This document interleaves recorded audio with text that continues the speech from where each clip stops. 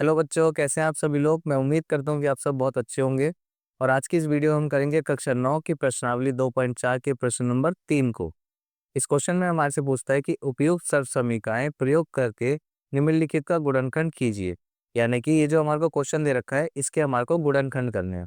और इसके गुणनखंड कैसे करेंगे, उसके लिए हम क्या करेंगे, कुछ फॉर्मूले का इस्तेमाल करेंगे जो कि हमारे को इस चैप्टर में दिए हुए हैं। तो क्वेश्चन को करने से पहले हम क्या करेंगे, यहाँ पर उन फॉर्मूले को लिख लेंगे जिससे कि क्वेश्चन हमारे को बहुत अच्छे से समझ आता रहे। तो उसके लिए हम यहाँ पर एक फॉर्मूला लिख लेंगे, a प्लस बी का होल स्क्वायर। ठीक है, तो इसको जब फॉर्मूले को पूरा करके लिखते हैं तो आता है हमारे पास a square plus 2ab plus b square. अब इस क्वेश्चन को करने के लिए हम देखो क्या करेंगे बच्चों, ये जो पूरा क्वेश्चन है ये हमारे को देखो इस रूप में नजर आ रहा है ना। यानी कि इसको हम कैसे लिख सकते हैं, a square plus 2ab plus b square की तरह लिख सकते हैं, है ना।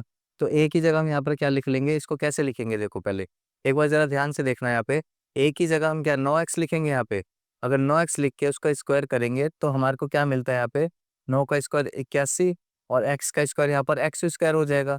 ठीक है, लेकिन हमारे पास यहाँ पे क्या है, 9x स्क्वायर है।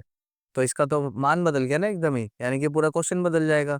तो हमारे को क्या करना है, एक ऐसा नंबर लेना है जिससे कि हम उसको ऐसे लिख भी दें और उसकी पूरी वैल्यू भी ना बदले। ठीक है बच्चों, तो ए की जगह अगर हम यहाँ पर लिखते हैं 3x, ठीक है, और उसका स्क्वायर करते हैं तो हमारे को क्या मिलता है, यहाँ पे 3 का स्क्वायर करने पे 9 मिलेगा और x का स्क्वायर करने पे यहाँ पे हमारे को एक्स स्क्वायर मिल जाएगा।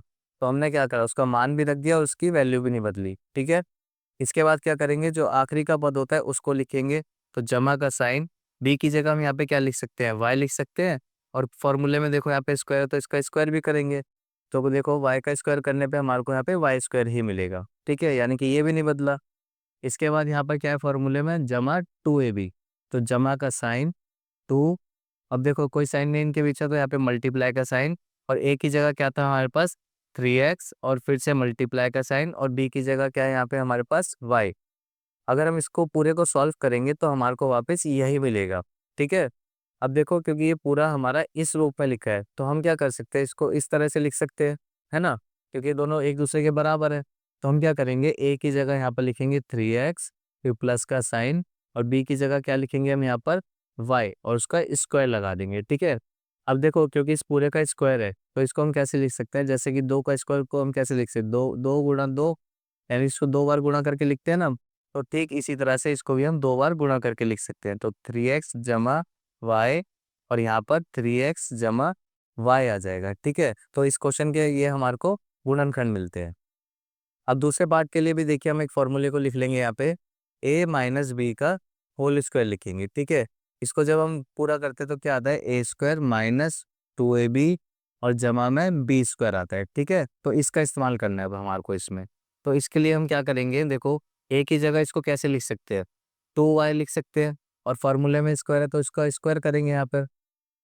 और बी की जगह हम यहाँ पे क्या लिख सकते हैं, देखो यहाँ पे एक है तो क्यों मैं क्या करूँगा, यहाँ पर बी की जगह मैं एक लिखता हूँ और उसका स्क्वायर करूँगा तो एक ही आएगा। ठीक है, तो जमा एक का स्क्वायर लिखेंगे यहाँ पर।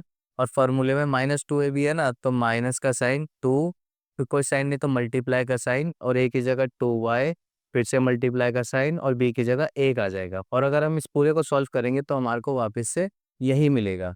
अब देखो क्योंकि ये पूरा इस रूप में है तो हम क्या करेंगे, इसको इस तरह से लिखेंगे। तो इसको हम क्या करेंगे, a माइनस बी का होल स्क्वायर की तरह लिखेंगे। तो a की जगह यहाँ पर क्या है हमारे पास 2y, क्योंकि 2y माना था हमने, माइनस का साइन, b की जगह 1 और उसका स्क्वायर।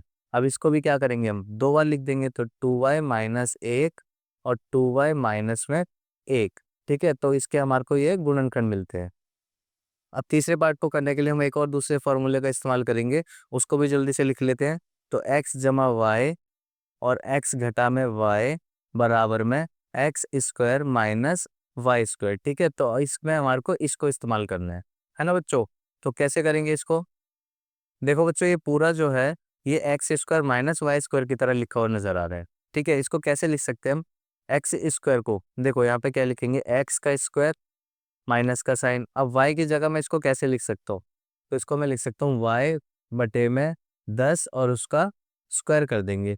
क्योंकि देखो वाई का स्क्वायर करेंगे तो वाई स्क्वायर मिलेगा, और फिर जब हम यहाँ पे 10 का स्क्वायर करेंगे तो 100 आ जाएगा, है ना। तो यानी कि क्वेश्चन भी चेंज नहीं हुआ हमारा। अब देखो क्योंकि ये पूरा ऐसे लिखा हुआ है तो हम इसको कैसे लिखेंगे, इस तरह से लिखेंगे। तो एक्स की जगह क्या है हमारे पास, एक्स है, प्लस का साइन, y की जगह यहाँ पर y बटे में 10 और ब्रैकेट बंद, और यहाँ पर x की जगह x और माइनस का साइन और y की जगह y बटे में 10 आ जाएगा। ठीक है, तो इस क्वेश्चन के मार्क को ये गुणनखंड मिलते हैं।